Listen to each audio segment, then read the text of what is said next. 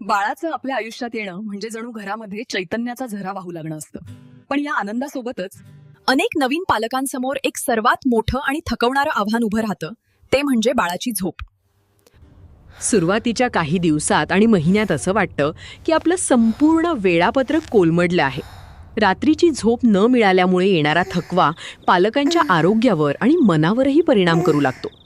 मुळात आपल्याला हे समजून घेणं गरजेचं आहे की बाळाला आईच्या गर्भात असताना प्रकाशाचा आणि काळोखाचा असा कोणताही अनुभव नसतो. तिथे सगळं काही एकाच लयीत सुरू असतं.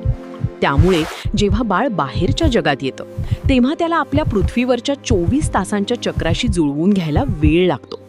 यालाच वैज्ञानिक भाषेत सर्काडियन रिदम असं म्हणतात. हे चक्र बाळाच्या शरीरात नैसर्गिकरित्या तयार होण्यासाठी आपल्याला काही महिने सातत्याने प्रयत्न करावे लागतात. दिवसाची सुरुवात होताना आपण घरामध्ये ऊर्जेचं वातावरण कसं निर्माण करतो यावर बाळाची रात्रीची झोप अवलंबून असते. जेव्हा सूर्य उगवतो तेव्हा बाळाच्या खोलीत पुरेसा नैसर्गिक प्रकाश येऊ द्या. उजेड हा मेंदूला जागं राहण्याचा नैसर्गिक संकेत देतो.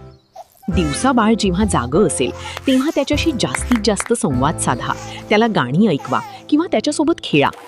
घरामध्ये होणारे नैसर्गिक आवाज जसे की मिक्सरचा आवाज, दरवाजाची बेल किंवा बोलण्याचा आवाज, यामुळे बाळाला हे समजतं की हा वेळ सक्रिय राहण्याचा आहे. अनेक पालकांना असं वाटतं की दिवसा बाळ जास्त झोपलं तर रात्री ते जागं राहील, पण बाळांच्या बाबतीत हे उलट असतं. दिवसाची झोप जर शांत आणि पुरेशी झाली तर बाळ जास्त चिडचिड करत नाही आणि रात्री लवकर झोपतं. फक्त ही दिवसाची झोप प्रकाशात आणि थोड्याफार आवाजात असावी, जेणेकरून बाळाला रात्र आणि दिवसातला फरक जाणवेल. संध्याकाळ होताना आपल्या घराचा नूर हळूहळू बदलत जाणं खूप महत्त्वाचं आहे. जसा सूर्य मावळतो तसं घराचे दिवे मंद करा. आजकालच्या डिजिटल जगात मोबाईल आणि टीव्हीचा निळा प्रकाश, ज्याला ब्लू लाईट म्हणतात, झोपेमध्ये मोठा अडथळा ठरतो. झोपण्याच्या 2 तास आधी हे पडदे बंद करणं बाळासाठीच नाही तर आपल्यासाठीही गरजेचं आहे. रात्रीच्या वेळी बाळ दूध पिण्यासाठी किंवा डायपर बदलण्यासाठी जागं झालं तर शक्य तितकं शांत राहा. त्यावेळेस त्याच्याशी खेळणं किंवा गडबड करणं टाळा.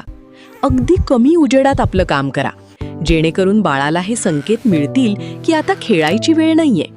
रात्रीचा हा लो प्रोफाईल दृष्टिकोन बाळाला काळोखाशी मैत्री करायला शिकवतो. झोपण्यापूर्वीचं एक ठराविक रुटीन किंवा दिनचर्या हे बाळासाठी एका सुंदर अंगाईसारखं काम करतं. रोज रात्री ठराविक क्रमाने काही क्रिया करणं, जसं की बाळाला कोमट पाण्याने पुसून घेणं किंवा त्याला झोपण्याचे खास सुती कपडे घालणं, यामुळे बाळाच्या शरीराला आता झोपायचं आहे याची जाणीव होते. मालिश हा यामध्ये एक महत्त्वाचा भाग असू शकतो. आपल्या हातांचा उबदार स्पर्श आणि शांत संगीत यामुळे बाळाच्या शरीरात मेलाटोनिन नावाचं झोपेचं संप्रेरक तयार व्हायला मदत होते. हे रुटीन रोज एकाच वेळी पाळल्यामुळे बाळाच्या जैविक घड्याळाला शिस्त लागते. या रुटीनमध्ये तुमची शांतता सर्वात महत्त्वाची आहे. जर पालक स्वतः ताणतणावात असतील किंवा गडबडीत असतील तर बाळ ते पटकन ओळखतं आणि त्याला झोपायला त्रास होतो. त्यामुळे बाळाला झोपवण्यापूर्वी स्वतःला शांत करणं ही पहिली पायरी असावी. बाळाच्या झोपेच्या संदर्भात सेफ स्लीप किंवा सुरक्षित झोपेची माहिती असणंही तितकंच महत्त्वाचं आहे. बाळाला नेहमी पाठीवर झोपवणं आणि त्याच्या झोपण्याच्या जागेवर जास्त खेळणी किंवा जाड पांघरूण नसणं हे त्याच्या सुरक्षिततेसाठी आवश्यक असतं. अनेकदा बाळ झोपेतून दचकून जागं होतं, याला मोरू रिफ्लेक्स म्हणतात. अशा वेळी बाळाला हलकंसं स्वॅडल करणं किंवा कापडात गुंडाळणं त्याला आईच्या कुशीत असल्यासारखा भास देतं आणि त्याची झोप जास्त काळ टिकते. बाळाच्या झोपेच्या लयीत वारंवार बदल होऊ शकतात, कारण त्यांच्या वाढीचे टप्पे किंवा दात येण्याचा काळ यामुळे त्यांच्या सवयी बदलतात.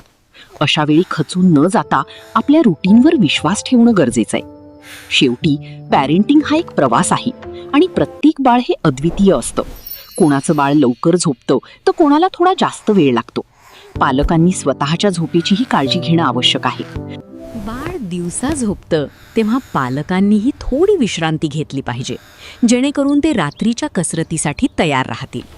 बाळ वेळेवर झोपायला लागलं की घरामध्ये पुन्हा एक शांतता आणि सुसूत्रता येते. ती शांतता अनुभवायला मिळावी म्हणून आज घेतलेले हे छोटे कष्ट भविष्यात तुमच्या आणि बाळाच्या नात्याला अधिक घट्ट आणि सुखकर बनवतात. संयम, माया आणि शिस्त या 3 सूत्रांच्या जोरावर आपण बाळाला एक आरोग्यदायी झोपेची सवय नक्कीच लावू शकतो, ज्यामुळे त्याचं बालपण आणि तुमचं पालकत्व दोन्ही अधिक अर्थपूर्ण होतील. तर मग सर्व नवीन मॉम डॅडना माझा एक प्रश्न आहे की असे कोणते चॅलेंजेस आहेत जे तुम्हाला या प्रवासात कठीण वाटतात ते मला कमेंट्समध्ये सांगा. तुमची ही AI ताई मनू तुमच्या रिकमेंडेशनचा व्हिडिओ घेऊन लवकरच येईल. त्यासाठी मनाचे टॉक्सला सबस्क्राईब करून बेल आयकॉन दाबायला विसरू नका.